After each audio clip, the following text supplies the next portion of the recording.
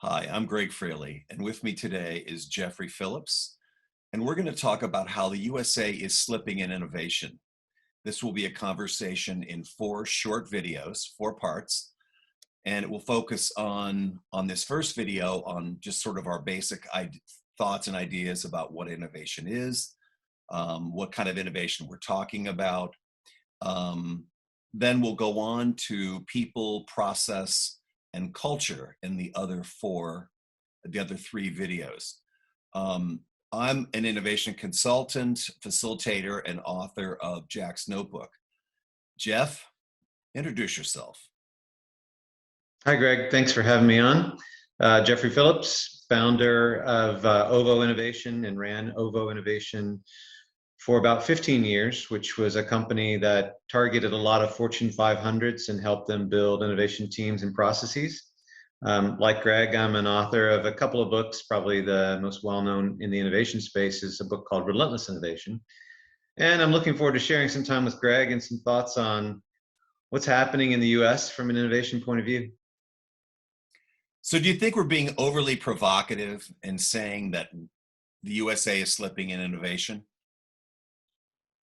I think it's an interesting question. You and I had talked about this before when I think you had made me aware of some recent indexes that came out that said perhaps there were some slippage in the U.S. I think it's interesting to ask the question, what are they measuring?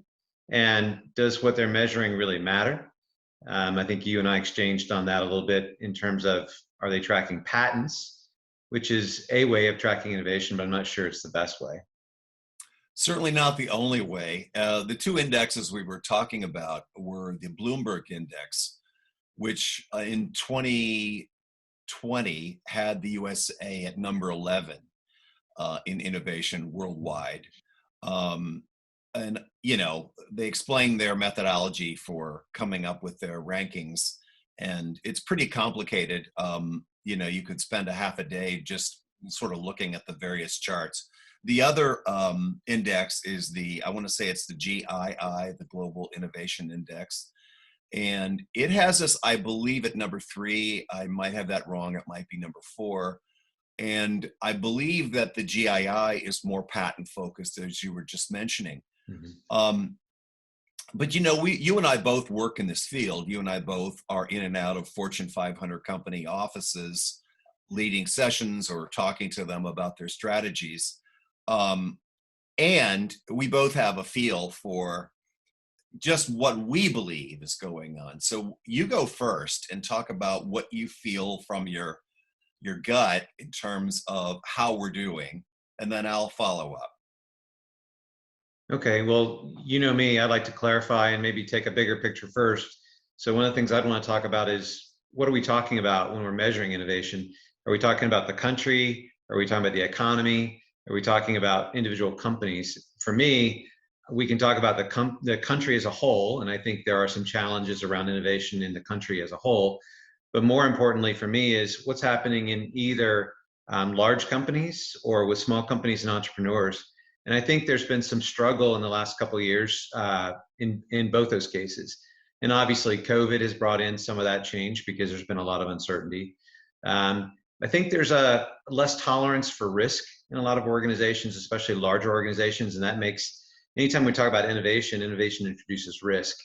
And I think some organizations have really created their organizational cultures and structures in such a way that they've sort of weeded risk out.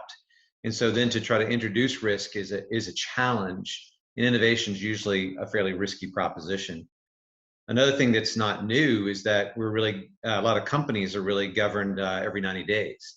So they have to report their results. And so that makes it harder to invest in things that may not pay off in the short run. So there's a few things, they're not new, but when you add in the COVID issue, when you add in a lot of uncertainty in the economy, I think both at the country level and at the corporate level, there are new pressures that are making it harder to innovate. I agree with almost all of that. I guess what I would add is the feeling of uncertainty is really exacerbating the risk avoidance. Hmm. Every organization, every particularly the Fortune 500 or even maybe the Fortune 2000, they should be on a continuous cycle of innovation. They should always be doing some sort of innovation project, maybe a mix of projects that are more low risk tactical innovation projects, and then some bigger picture, big vision kind of innovation projects mixed in. And Yeah. it would make total sense to maybe back off of the visionary stuff and focus on tactical when you're feeling uncertain. But what I'm seeing and feeling, and this extends down into the smaller company and startup realm, is that the risk is really feels worse now, and people are just not doing projects. And I think that's a huge mistake. And so that's why I would say we could justify that the USA is slipping in innovation. And there's some measures also that back me up a little on that. So, the incidence of startups has fallen. And that trend in the last couple of years has been really shocking to me, because, I think of the USA as the land of opportunity, the land of entrepreneurs, and the economy has been relatively good. Through the Trump era, the Trump, the economy hasn't been bad at all. So you would think that people would be initiating companies and would be initiating projects, or at least maintaining an innovation program. So it scares me a little bit when I see people pulling back from that. Well, I think you and I have chatted about this before. Definitely see in the last 6 to 8 months, and some of this is COVID related, but I think a lot of organizations are a bit frozen. They are uncertain of the future, and so therefore they tend to hunker down and do less innovation in this time frame. And the really interesting thing, if we look historically, is that a lot of new innovations, especially transformative innovations, have come out of other downturns. So it's a pretty well known that groups like Airbnb and Uber came out of the 2008, 2009 recession. And some of that I suspect we're going to see in the near term, because as people leave corporate work, there are going to be new companies get started up. And some of those people have less to lose. The bigger companies, I think, feel like they may have something to lose, so let's hold on to what we have. Some of these companies that are trying to start new things may feel like they have less to lose. And that's when we may see a new wave of some really interesting new innovations come out. So we may be, maybe let's take a look, say 12 to 18 months ahead. In that time frame, we may start to see some of these new companies emerging from people leaving the big companies because they're starting new businesses. And also, I think we're going to see, if we're not careful, some of these larger companies stay frozen for a while, and they're going to miss an opportunity to innovate. Well, obviously, if you're a big company, the time is now to try to reinvigorate your innovation projects. I personally believe that we're going to master COVID. And it may be troublesome to us in the future, but it isn't going to really be the one big thing that it has been for the last 18 months, 2 years, that's sort of messing everything up. I think we're just about at the place where it's what I would term manageable. It's sort of being managed. So yeah, first tip, restart innovation projects.